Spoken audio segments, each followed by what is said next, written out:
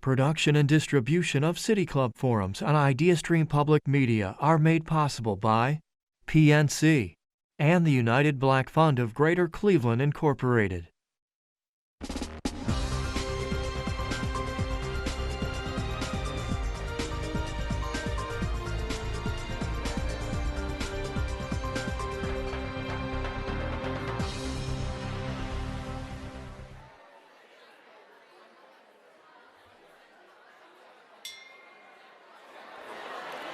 Good afternoon, and welcome to the City Club of Cleveland.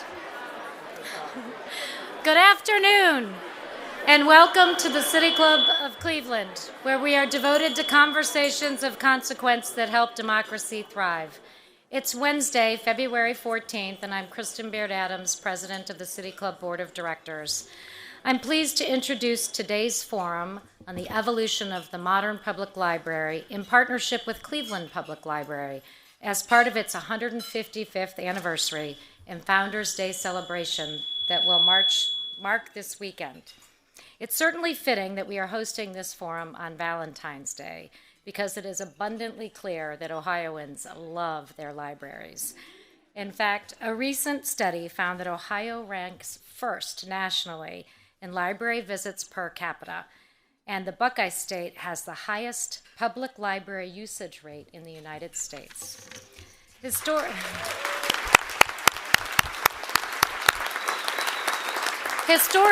Ohio trails only New York in the number of five-star libraries, a yearly distinction awarded by the Library Journal, the oldest and most respected publication covering library science. Our very own Cleveland Public Library has received 4 or 5 stars every year since 2009. As one of our nation's most cherished public spaces, libraries have become deeply integrated into our communities. For generations, they've gone beyond books and stepped in to meet a wide variety of social and civic needs, building decades of trust and leaving an indelible mark on so many of us along the way. Yet this growth has also deepened the debate about what a modern library can or even should offer as part of its services.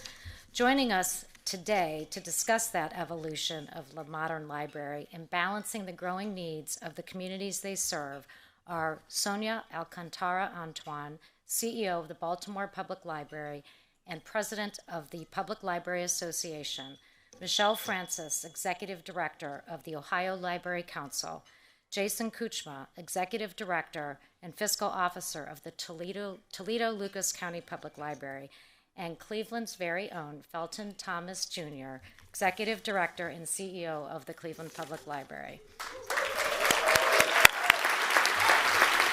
Moderating today's conversation is Chanel Smith-Wigman, Senior Vice President and Director of Community Relations and Corporate Initiatives at KeyBank. If you have a question for our panelists, you can text it to 330-541-5794. That's 330-541-5794. And the City Club team will do its best to work it into the second half of the program. Members and friends, guests as well of the City Club of Cleveland, please join me in welcoming today's speakers.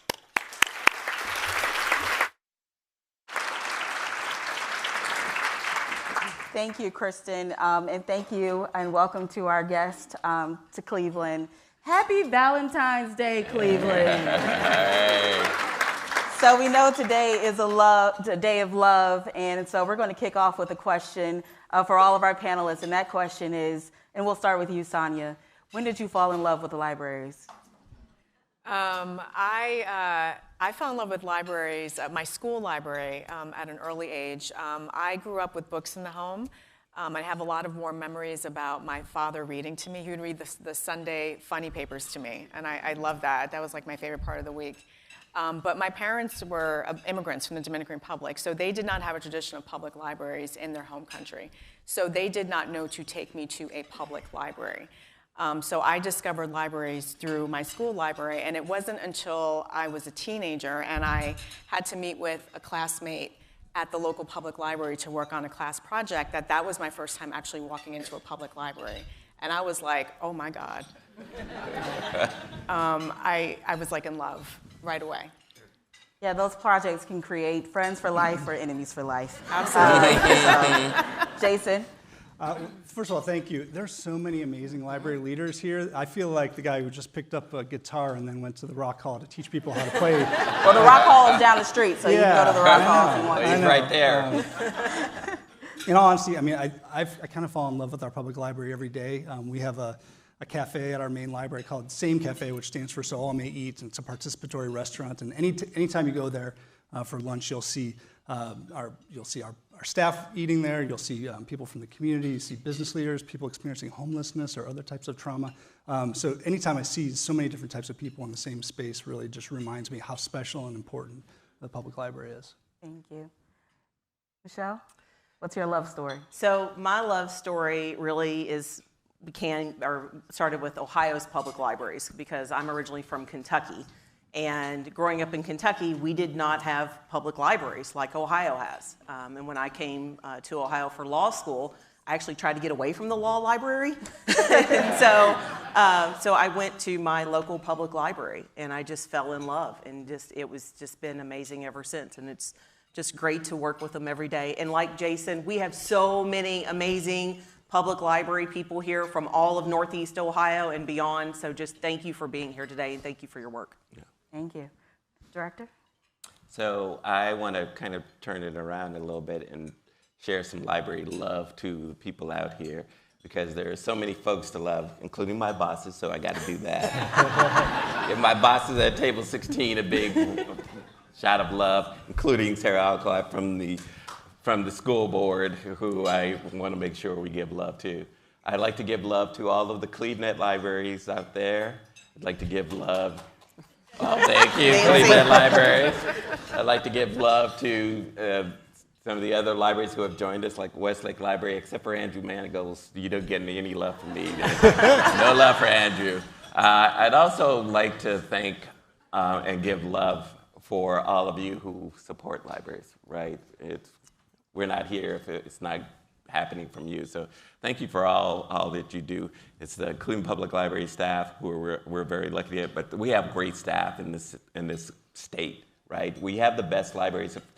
We talk about 5-star rankings. Of the top 6 libraries in the country, 4 of them were from the state of Ohio, because we have the best libraries. Cuyahoga County.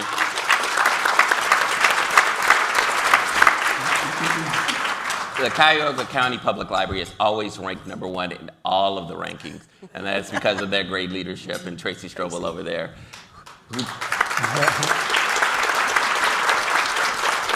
So now that I did my Joe Simperman question, which is Joe never answers questions, he just tells me, he just says hi to everybody in the audience so that they all feel good about themselves.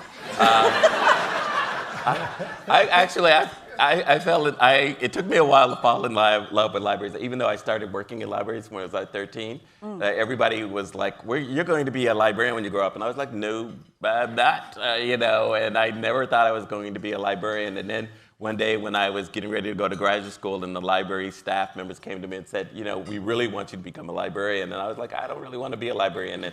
And they said, here's the schools you can go to, and at the bottom was the University of Hawaii. And I said, you'll pay for me to go to the University of Hawaii? And they said, it's accredited. And I said, goodbye. Right? And pretty soon afterwards, I fell in love with libraries. So I am very, very fortunate to be able to share what libraries do with folks every day. So we're going to stick with you for a little bit, Director. We're not going to Hawaii, but we're going to stay right here in Cleveland. We've seen libraries evolve just in my lifetime. Who remembers the Dewey Decimal System? Oh, yeah. Yes. Still around. To now Overdrive. And libraries have continued to do their continual work of book lending, book borrowing. In what ways have libraries adapted over the last few years, and what are some of the things that you all are doing to adapt? Well, I think it's not just the last few years. We're here because it's, on February 17th, the Cleveland Public Library will be 155 years old, right? And we look at it and you look back and you say, people have always say, well, can't libraries just be libraries? But there's a truth to over, literally 90 years ago, Cleveland Public Library had librarians that were bringing in immigrants from different groups to come together so that they could learn from each other by their food, right? And so libraries have always been this entity that we always try to find ways to make our communities better. We just do it by whatever method is in place. And for the most part, it's been books. And everybody says traditionally, why don't the libraries just stay with books? But there's a reality of it that every community needs something different. So when people are always shocked to know, you can come to your library and get a passport, right? We do passports. You can come to your library and register to vote, right? You can come to your library and find out how you can download Overdrive and do Libby, or you can get access to movies instead of having to stream Netflix at $10.99 or whatever they're trying to charge now. $15.99 now. You can download movies, you can download music, right? Libraries have become what their community needs, and we are fortunate to have partners like the Cleveland Food Bank that, once again, a Joe Zipperman moment, right? where Food Bank brings in lunches for our kids. So we're giving hundreds of thousands of meals to our kids because of organizations, or we're working with Legal Aid Society to provide legal aid for our community. So libraries, right, yeah. And I could go on and on with so many of the groups in here, but I just wanted, it is the reality of it is the library is what the community needs now. So when you ask the question, can libraries be everything to everyone? Actually, the reality is, why can't we be everything to everyone? And that's what we think of ourselves. So one of the things you mentioned is that, sometimes, people come to libraries to register to vote. They come from different social services. Libraries are really becoming the third space, right? So shout out to Evelyn Burnett and Mordecai Cargill, Third Space Action Lab, right here in Cleveland. Jason, I'm going to switch to you because you guys are doing something really creative in Toledo, Lucas County when it comes to civic engagement and really being a place for democracy. So can you share a little bit with us here in Cleveland what you're doing? Yeah, and I think a lot like Felton said, we reflect our community, we reflect our community's needs, and we know this year is going to be a very interesting election year. And so last year we had spent a lot of time digging into what it means for our community to be civically literate and civically engaged. And so we built an online civic center that basically serves as a portal, just like our physical spaces, where you come in and you can get what you need, access to what you need in one space, and people can find out how to vote, what their ballot looks like. And I think one of the things that really impresses me about the system that we're using is that people can actually see, which seats are going to be open. Is there going to be a city council seat open, school board seat? And actually gives people an entree into becoming civically engaged by running for office. And so I think we're trying to really reflect the way the needs of our community in ways that are meaningful to them.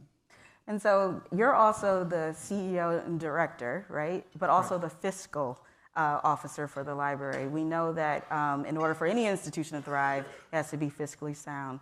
And so I'm going to switch to Michelle a little bit because as libraries transition to traditional book lending, to more community centers, to more third spaces, what are some of the challenges that we are seeing libraries face as they move into the 21st century, I guess you could say? Well, as expectations of the community grow and broaden, our libraries have grown and broadened and evolved their services. It's pretty amazing to take a step back and look and see library services, how they've changed within the past 5 to 10 years. Obviously pre-pandemic versus post-pandemic. But really one of the biggest things that we've started to see, and this is where the financial piece comes in too, is that libraries as a gathering place is extremely important. And I'm actually going to give a shout out to Hallie Rich and Library Journal. So if you haven't seen this month's copy of Library Journal, it really does talk about loneliness and what we're seeing post-pandemic from people as far as that hunger for connections.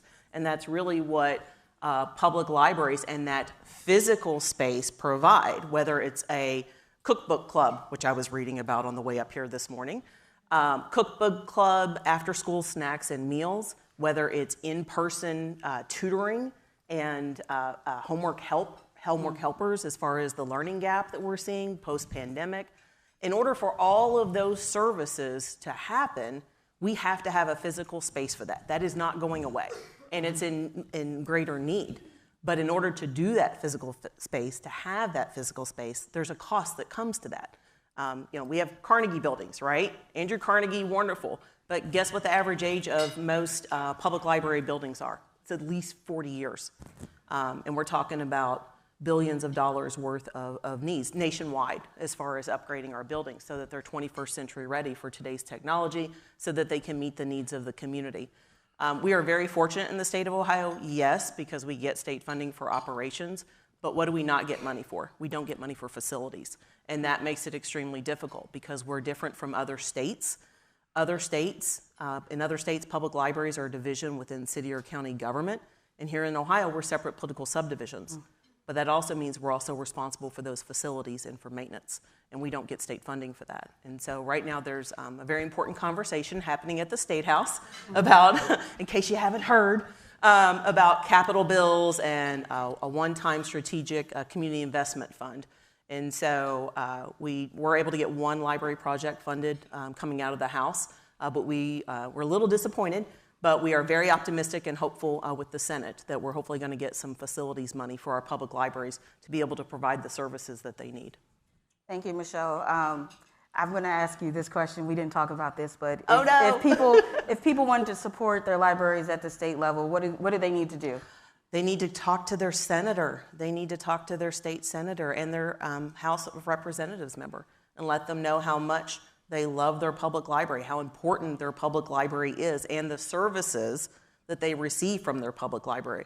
Whether you have a parent that has dementia that goes to the library and works with memory kits, or you borrow a memory kit from the library to work with your parent, or you have a library with a family space. So mom, dad, guardian, whoever can come in and better themselves and have a space for their child to also play, because childcare is an issue right now. And so all of those things, those are just a few examples of what's happening in our libraries. But in order for those to happen, we have to have funding to do it. And talking with your legislators helps.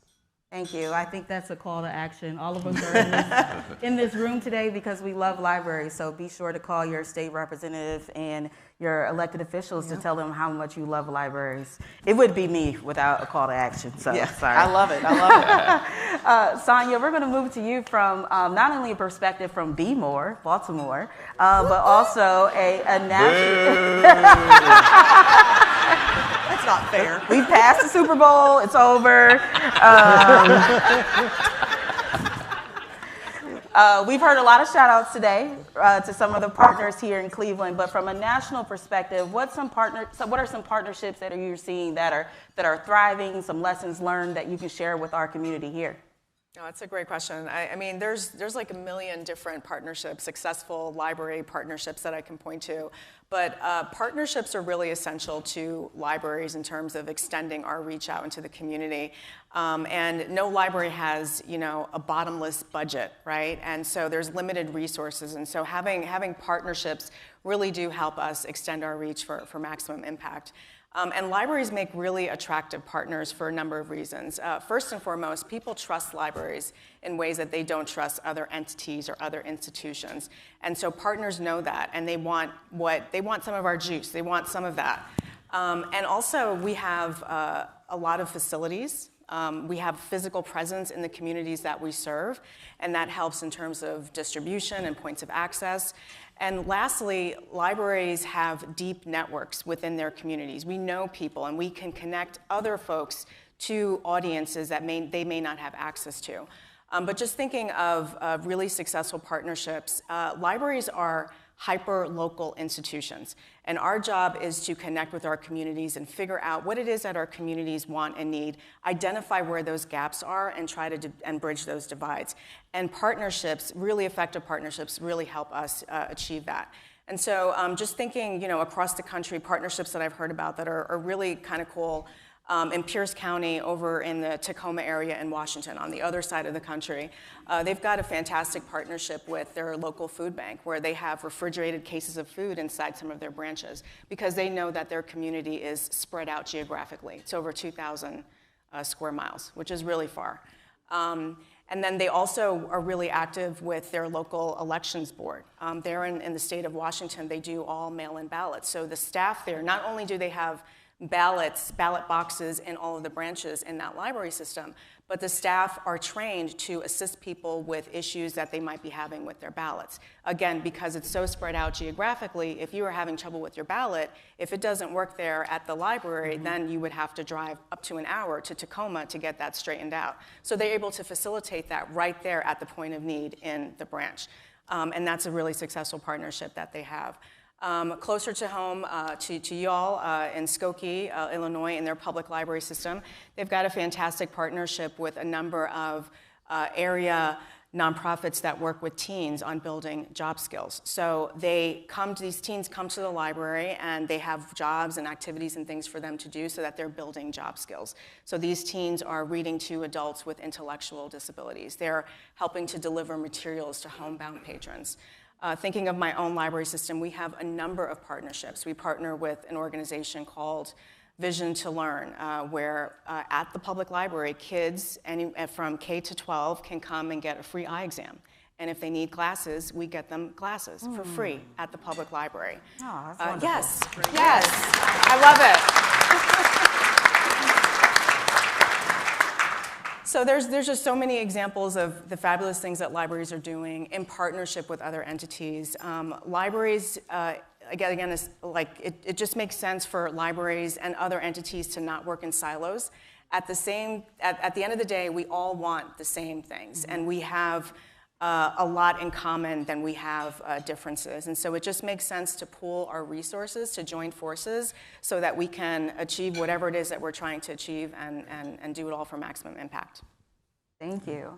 Sonia, and everyone actually on this panel has touched on trust, that libraries are a place of trust. And I'm going to go to Michelle with this question.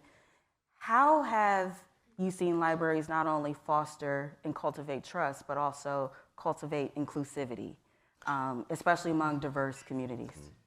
So public libraries provide services to everyone in the community. And when I say everyone, I mean everyone. And that means individuals with disabilities, people of color, people of different nationality, people of all kinds. And so one of the best things that I always love going into, especially a Carnegie building, is that you'll see open to all right above the top.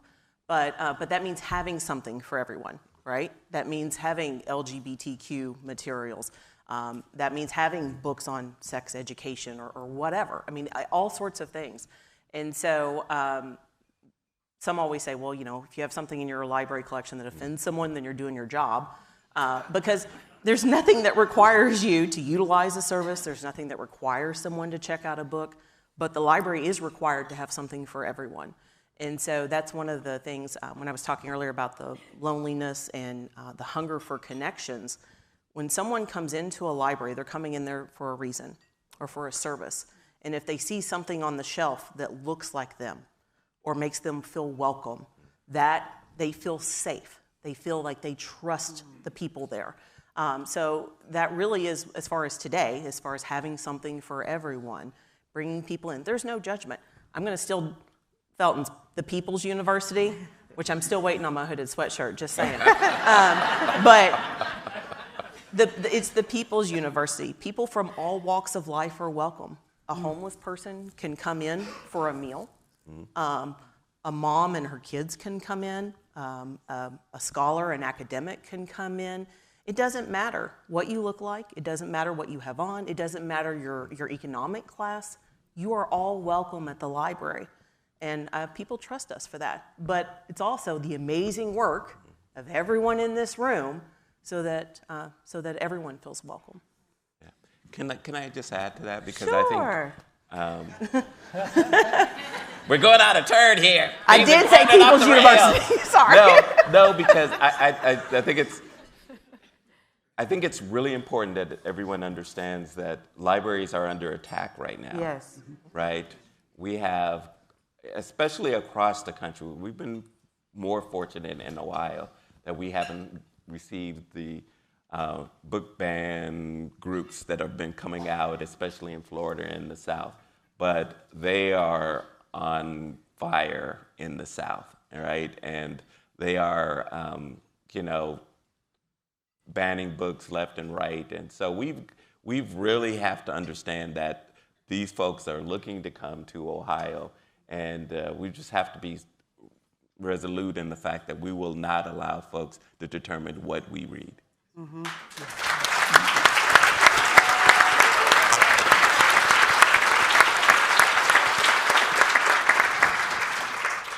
So I think that is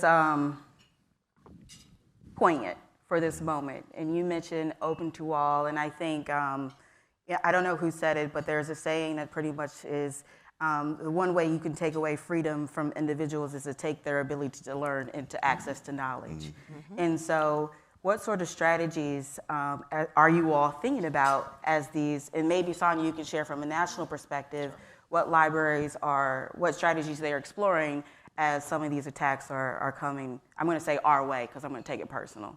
Yeah, there's 30 states in the country where they've been successful at adopting statewide legislation that basically inhibits what you can read, what you can and cannot have access to, and or penalizes librarians for doing their jobs.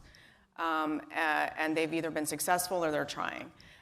So there are some states, mine included, where we are actively pursuing freedom to read legislation. I was involved in a fantastic coalition. We co-wrote a bill, and I testify next week. So wish me luck.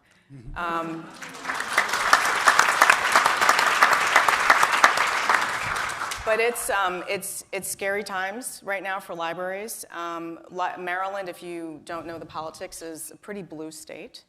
And yet we have Moms for Liberty chapters all over, including in my own county, Baltimore County. And we are seeing examples of books being pulled off of shelves. In the county next door to mine, the head school media specialist, because she refused to remove certain books that somebody in the community found to be offensive, she was demoted, and now she's teaching middle school social studies. Mm-hmm. So our bill in Maryland is meant to be an antidote to that, so that we don't become like a Florida or some of the states that we're seeing in the South. But I do think that there is a lot of folks are starting to wake up to this, that this is a thing. The only places that I know that actively ban books are like China and North Korea and Russia. Oh yes, and now parts of the United States.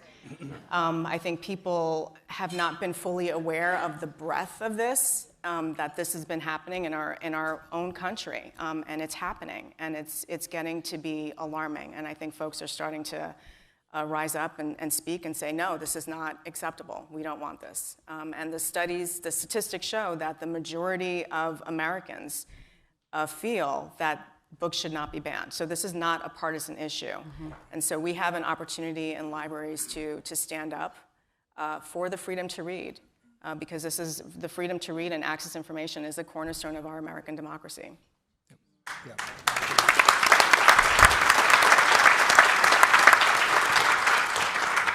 Thank you for your testimony in advance.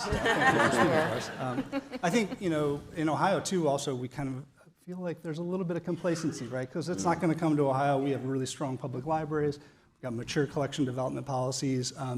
But I do think it is incumbent upon us to start organizing our communities and to organize those advocates. And so to that extent, we're giving talks to our community about intellectual freedom. They haven't really asked us yet to talk about intellectual freedom, but we're talking to them and saying, and as those people come up to us and say, this is really happening around the country, how do we get involved in collecting those names, collecting those individuals, and helping organize communities around that? Because, as you said, we do have a tremendous amount of support, but having an organized support when those people come knocking, I think, is really important. So I do have one thing just to add on to Jason, because the Ohio Library Council represents all public libraries in the state of Ohio. And Sonia was correct that the national study about the majority of individuals, whether they're Republican or whether they're Democrat, they actually believe books should not be banned and that someone else should not determine whether or not you and I have access to something. We are the ones that make that decision, not other people. But I think one of the most interesting things I've seen most recently with some of these organized groups is that they're angry or they're mad about something because of something they saw on social media, or because someone told them to be mad. They haven't actually read the book. Nope. Not at all. They don't know that the library has a collection development policy and that educated individuals have gone through this long process to determine what's actually in the collection. But at the end of the day, as American citizens living in the United States, you have a freedom to read, you have a freedom of speech. I love the freedom of speech wall, by the way. When I came in, we were talking about the new wall that's going up. But that is a constitutional right that we have that most people don't realize. And so I think as some of these efforts continue in other states, and I hope we continue to keep them tamped down here in Ohio, you're going to see lawsuits, and and it's going to cost people a lot of money if they make those mistakes. So. All right, we're not going to end on this note. You know, we have gone from the Book It pizza program to banning books. Not okay. Quick last question. It's a yes or no question. Can libraries be everything to everyone? Sonia. Quick, how much time do we got? Cynthia's watching me, so. Just thinking about my library system, we really do try to be all things to all people, but it's not realistic and it's not sustainable because we do not have unlimited resources. So we really do try to strike a balance between equality and equity.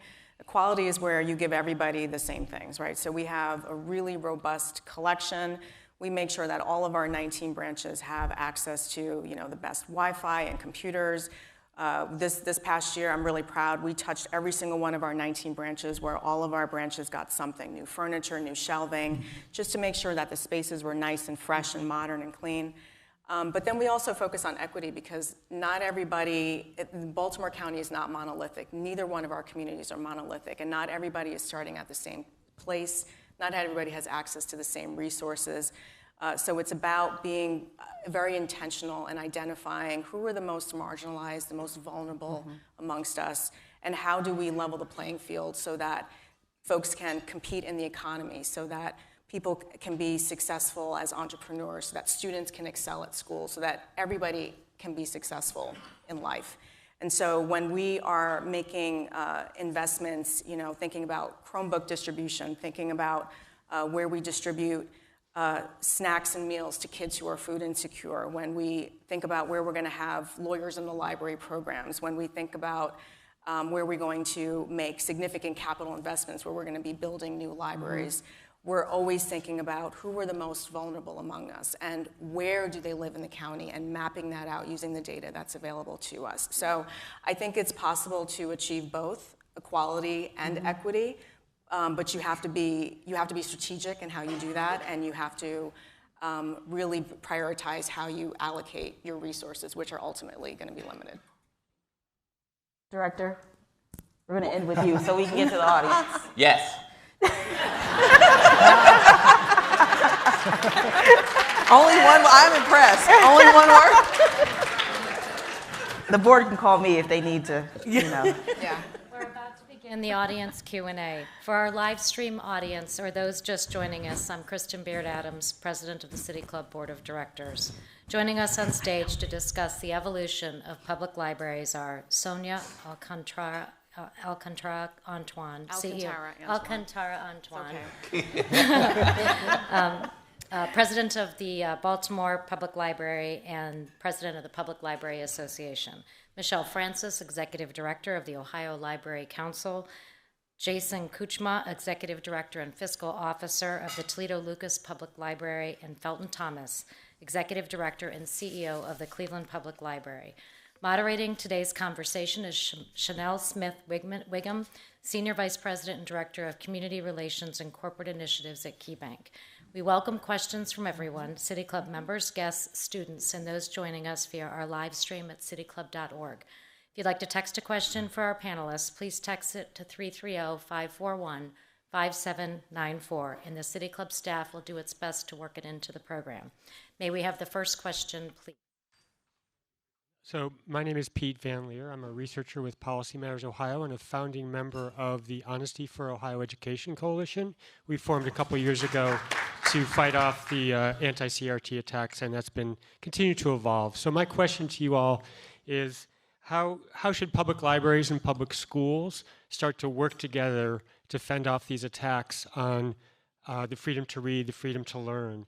And what steps are you taking already to do this? Because we know that obviously attacks have been happening on public schools in our state, and I'm starting to hear that they're happening in libraries as well, against libraries. So I'd love to hear that, how you think you all should work together with public schools. You want me to start or you want to start? You start, and then I want to speak on a couple of things. So I'll start. Hi, Pete. Thank you for coming. So I think part of it is education. We already have some well-established partnerships with schools, and actually where some public libraries are actually physically located in a co-space with the school district. But I do think starting there with partnerships is important, and I think educating the community. I'm not going to go down the whole legalese because there are different legal standards between between school district responsibilities and public libraries, and as far as access, there's some case law there from the U.S. Supreme Court specifically for schools. But with all of that said, I do think those partnerships and educating the community and getting to the community first, because a lot of times what we're seeing when some of these people are angry or mad about something, or they're calling and yelling at the librarian, some of them aren't even in the state of Ohio. In most of these cases, they're literally from like Missouri or Texas or some other state, and making veiled threats over the phone. They're not even physically here. And so, but I think the partnerships, and I think educating the community about the processes that are in place and what either the school or the public library is actually doing is incredibly important. So, go ahead. I would say and being advocates for libraries in public schools. Yes. First and foremost. I think there's a couple of ways of looking at this. One is, and if anybody wants to find out more, Steve Potash is someone who's kind of leading the fight in the sense that we have to recognize that there's a lot of work that needs to be done for all of us to start running for school board, or for to be on the library boards, or finding ways to get appointed to these boards, because that's how they've been taken over, by folks winning and getting access to the boards and then being able to. So we've got to help support folks who are running, who are going to be supportive of the freedom to read. That's the first point. And I think there are a lot of folks that are doing the work with the Banned Book Club and others to make sure that people who are looking to get access to it, even if they're taken out of the schools, get access to these books.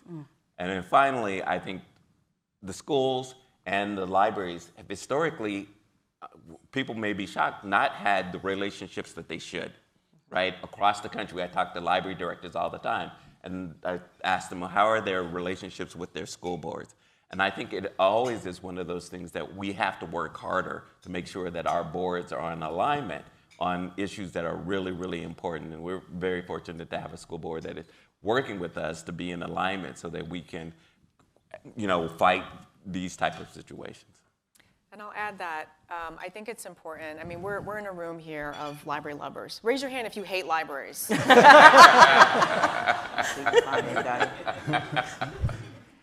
So obviously this is a room full of library lovers. Today's program is about library love and love for libraries. And so I think it's important for us to not have so much professional awe that we blind ourselves to the fact that not everybody loves libraries, that not everybody supports the freedom to read freely.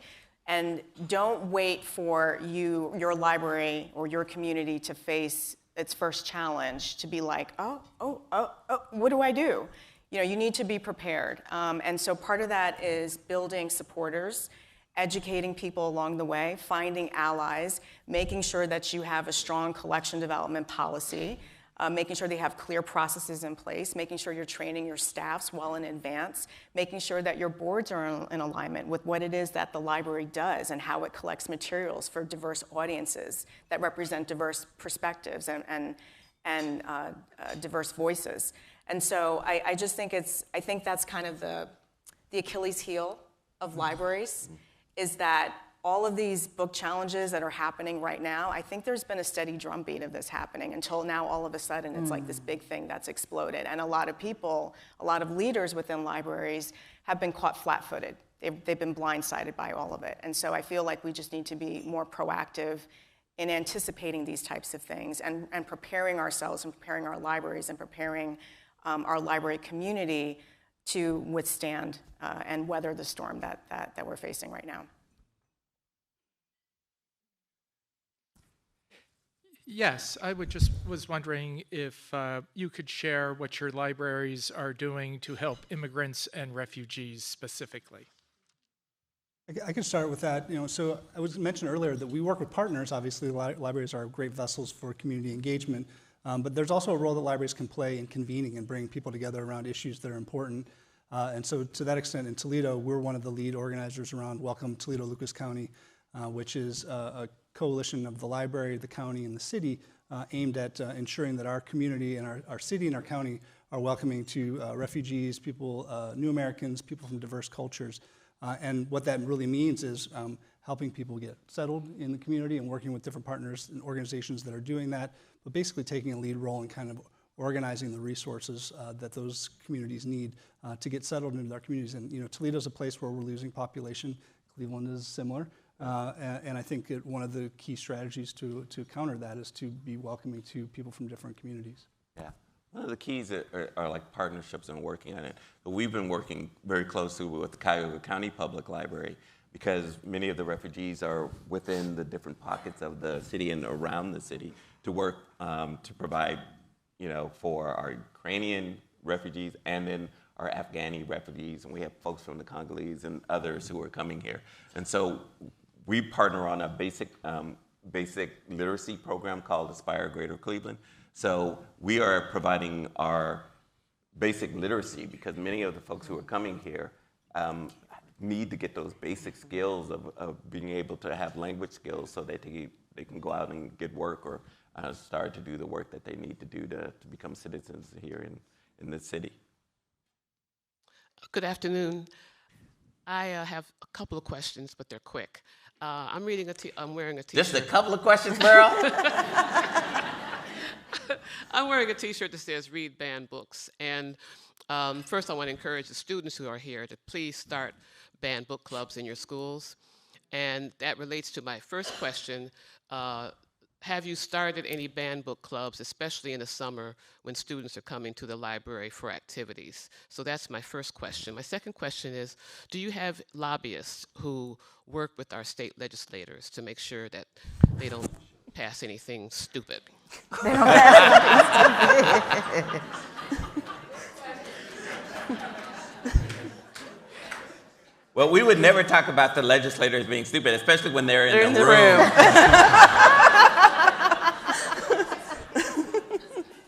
No, we can always count on, State Rep. Brian Rose-Sweeney, and we have Dave Greenspan here, who was previously done there.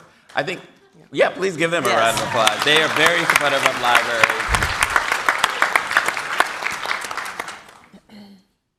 So I don't want to, I've been talking a lot. Go ahead. I can. Well, I can't. You start with the first one. I can come back on the lobbying one. I was going to answer the question about the lobbyists. You go, and then everybody wants. Well, no, you go. Well, being the Ohio Library Council, that's what we do. That's our number one thing. I mean, not only do we provide legal information to our Ohio's public libraries, but we also provide advocacy. So that's one of the things that we do. We do also have outside lobbyists that we work on, different ones for the governor, different ones for the House, and different ones for the Senate. And so, some of our libraries also have their own lobbyists. And so, but it is incredibly, incredibly, incredibly important. Yeah, it's really critical. In my state of Maryland, there is a lobbyist that we love our acronyms in library land, MAPLA, which is the Maryland Association of Public Library Administrators. So they have a lobbyist that they work with that works on legislation that are specific to the entire state. My library system, we have our own lobbyist that advances kind of our missions and our priorities at the state level. But it's just so critical. It's just one of the things, don't get me started on this, but it's just one of the things that they do not teach us in library school. Political advocacy, and it is so, so critical in order for you to be successful in your role as a library leader, but also to make sure that your library system, that the libraries in your state are successful. You need to know how to do political advocacy, and so it's just a critical part of the job, non-negotiable. You have to be out there talking to legislators, and as necessary, advancing legislation and supporting legislation that's going to help your libraries be successful. And I'll say, back to the question about banned book clubs, we in Toledo, we really haven't done that. We really have to start read book clubs. You know, we don't want to give a whole lot of oxygen to the idea of banning books, and so we're really focusing on intellectual freedom and the positive side of that, acknowledging, of course, that banned books do exist, but... Well, and can I add to that? Because the question I always get from reporters, and shout out to IdeaStream because they actually did a wonderful piece on banning books and challenges in Ohio a couple weeks ago. So thank you.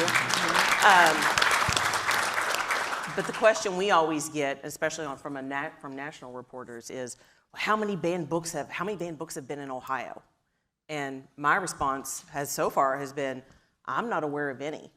Now challenges, yes, but actually banned, not that I'm aware of, not here. So. Shameless plug, we're having a program this week, Baltimore County Public Library. It's going to be a virtual program, and we're looking at the issue of intellectual freedom and the freedom to read, but from a national perspective. So do register. I'd love to see you there. We're having Emily Knox. She's going to be speaking. We're having Nate Coulter from Central Arkansas. I can't remember the name of his system in Little Rock area. Just talking about some of the challenges that they've seen and how they've been able to successfully fight some of the book challenges. We'll get the information and send it out to everybody. Perfect. Here's a question that came in via text. What do you think libraries should be looking ahead to in the next 5 to 10 years? Downloading books and other materials were cutting edge. So what's next? Can I? You start. I'll say, I think there is a really important role for libraries to be educators in this new AI world. Right? And in this period of time, we sit in our executive leadership team with our Chief Information Technology Officer, John Malcolm there, continually like saying, what in the world is ChatGPT? Show us how, right? And I know if we're struggling, I think there is a really, really important, because we know our staff worry, because everyone hears that AI is going to make 20% of the workforce go away, right? People are not going to have jobs anymore because AI is going to take that over. And part of our job is to make sure that our folks understand what exactly that means and how they can harness AI in their own lives and for their future. One thing, I just want to do one thing because it really is important for purposes of Cuyahoga County. So telehealth, like we talked about this, and telehealth is huge. And obviously technology and personal devices and the whole healthcare industry. But one of the biggest things where we're seeing more and more of is people who need tech assistance. They may have MyChart or something, or they have multiple doctors, and they have no idea how to use the technology in order to manage their own healthcare. And like Chanel was saying, libraries are trusted. You're not gonna, when someone comes in for assistance with their medical chart that's all on their phone, who do they trust to be able to show them just how to use their device and access that information? And that's one of the biggest things that we're seeing. And I know there's some conversations happening between partnerships between hospitals and others. So that's going to be, it's a whole other level that I think we're going to see. I think before you get to either ChatGPT or telehealth, digital equity in our communities. We saw in stark relief during the pandemic, that at least probably a third of most of our community members are not connected at home, or if they are connected, they don't have the knowledge to use the technology effectively. And so I think libraries can play a key role in driving community conversations and advocacy around making sure that everyone's connected. Jason stole my words. It's okay. It's okay. It's all right. But I think the other area for libraries, the area of growth, is kind of what we talked about earlier, which is kind of like the social work aspect that we're doing in libraries. I feel like the pandemic exacerbated inequities that were always there, but were always just kind of swept under the rug, or were addressed with flimsy social nets that just completely evaporated during the pandemic, and libraries stepped into that breach to really try to address some of those needs. And I don't see that going away anytime soon. We were distributing food during the pandemic, and we're still distributing food to kids and families post-pandemic. And we have social workers on our staff. The library system next door in Baltimore City, the Enoch Pratt Free Library, they have recovery specialists to assist people with addiction. They have housing specialists to assist people get attainable housing. So I think libraries are going to forever be the space where, yes, you can go and get the latest bestseller, but yes, you can also go to access help and assistance, particularly when you are in crisis. Hello, my name is Kyle Williams, and I'm a student at MC Square STEM High School. And I wanted to know from the experts about your guys' opinions on big national archives, such as the Internet Archive, that's preserving banned media, banned books, and maybe we can have more of those given out by not just public libraries, but maybe like a big coalition of all the public libraries to come together and give out books that are either banned or restricted, and have them on one place that everybody can access, like online and such. So yeah. That's a really great question, and it is actually happening right now. Yep. Right? There's the Digital Public Library of America collects the 4 of the hubs that download and digitize all these are within the state of Ohio, and we put all those together, items from Ohio. And the Digital Public Library of America collects all of those, and they have a program right now, if you go there, where every banned book that is out there can be accessed for our community, right? It is really, really important that that work is done, because, while those books are going to be on our shelves in Cleveland, if you go out into some of the communities in rural areas of like Oklahoma or other places, they can't find them, and they won't have them on their shelves. And many of the young people are embarrassed to go and ask for them, right? Because they will be shamed by the people who are there, right? And so having it online, which granted, the Digital Public Library of America has to do a better job to make sure young people like you have the knowledge that they're out there for you. So thank you. That was a great question. Another text question. I work with members of the disabled community. Specifically, I would like to know if there are plans to increase access to more Braille and large print works. Ordering is a nice service, but finding books on the shelf is much better. I'll say Felton. Yeah. No, I'm sorry. That last part wasn't in there. That was sorry. Go. Well, yeah, now I'm on the hook for this question. No, well, I mean, we're very proud that the Cleveland Public Library is serves as the library for the blind and print disabled in the city in the state. So we do it for the full state. And so anyone who is looking for books in Braille, anyone that's looking for large print, or to get access to books that are on tape, can get that, and it is simply by calling the Ohio Library for the Blind and Print Disabled. That person can get everything they want. Now, and we have somewhere a collection of over 11 million items, right? I know we have a lot of them in, that are accessible for folks. So I think we're doing okay, but we will be more than willing to hear any complaints that folks might have about how we are doing this work. I was just going to add that accessibility, not just large print, but we're doing an audit of all of our locations right now, from the parking lot all the way into our stacks, with the Ability Center, which is a community organization that we work with, to ensure that their goal is for Toledo, Lucas County to be the most disability welcome, friendly community in the country. So we're working with them to do that, but we're also auditing all of our programs too, to ensure that they're accessible for people with different abilities. And we're all have been working on our websites to make sure that our websites are more accessible for those who might have print issues.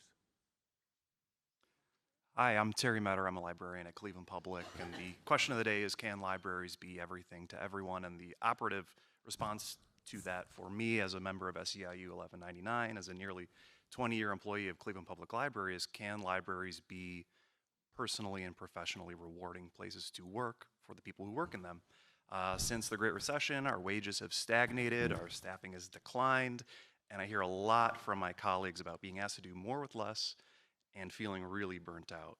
And I'm wondering what you all in your organizations as leaders do to help with burnout, prevent burnout, and make sure that leadership is not just top down, but bottom up as well. Yeah, absolutely. And without our staff, public libraries do not exist. I think we've really focused on on making sure that, when we talk about all these partnerships, and the answer to the question, can libraries be everything to everyone? My answer is yes, and it's not incumbent upon our staff to be everything to everyone. It's using the library as that public infrastructure as a place for all of these organizations, these resources to engage the community in ways that they can't do otherwise. So that takes the torque back off of staff. We have a roadmap right now at Toledo Lucas County Public Library where our goals really as a system are, what do we do really well, which is helping kids learn to read, helping students be successful, and helping adults expand their horizons. Those are the three things we do full stop, and then we bring all of our partners in to help do the work that they do really well in the community. I think from a leadership perspective, one of the things that I'm always pushing my staff to think about is, okay, if we're going to do this, if we're going to add this onto the plate, what comes off? And we don't do that enough, I feel, in our profession. I feel that we really do try hard to be all things to all people, and we lead with our hearts, and we operate with our hearts, and it comes from good intentions.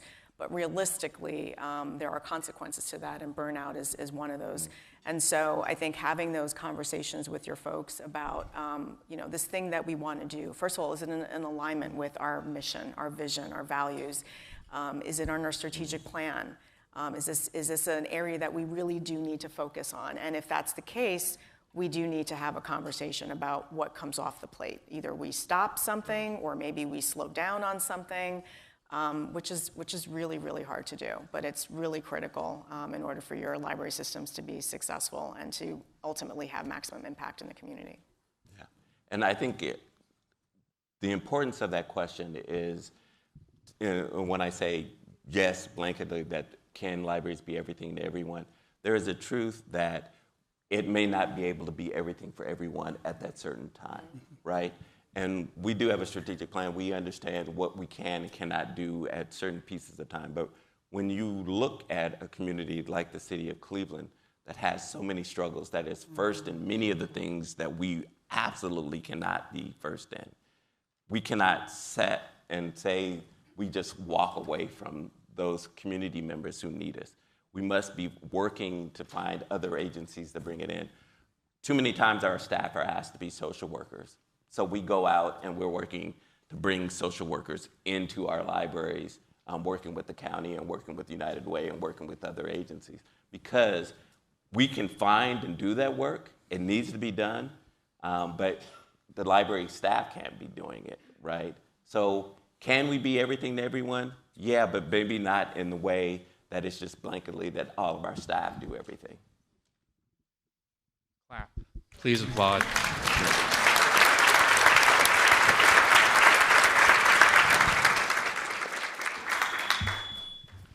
Thank you to Sonia, Michelle, Jason, Felton, and Chanel for joining us at the City Club of Cleveland today. Forums like this one are made possible thanks to the generous support from individuals like you, including many of you who are supporters of our Guardians of Free Speech campaign. You can learn more about that campaign at cityclub.org. Today's forum is presented in partnership with the Cleveland Public Library and Overdrive. We are so grateful for your support. Please join us in welcoming students from MC Square STEM High School as well. And we'd also like to welcome guests at tables hosted by Bostwick Design Partnership, the Cleveland Food Bank, Cleveland Public Library Foundation, CleveNet, Cleveland State University, Maxine Goodman Levin School of Urban Affairs, Cuyahoga County Public Library, Cuyahoga Metropolitan Housing Authority, Global Cleveland, Heights Library, Land Studio, Overdrive, Rocky River Public Library, Taft Advisors, the United Black Fund of Greater Cleveland, and Westlake Porter Public Library. Next week at the City Club on Tuesday, February 20th, we will hear from two CEOs of our region's top hospitals, Dr. Mohalovic with the Cleveland Clinic and Dr. Majarian with University Hospitals, to discuss their continued partnership to improve well-being in our communities. We can learn more about this forum and others at cityclub.org. Thank you all for joining us today, and that concludes our forum. For information on upcoming speakers or for podcasts of the City Club, go to cityclub.org.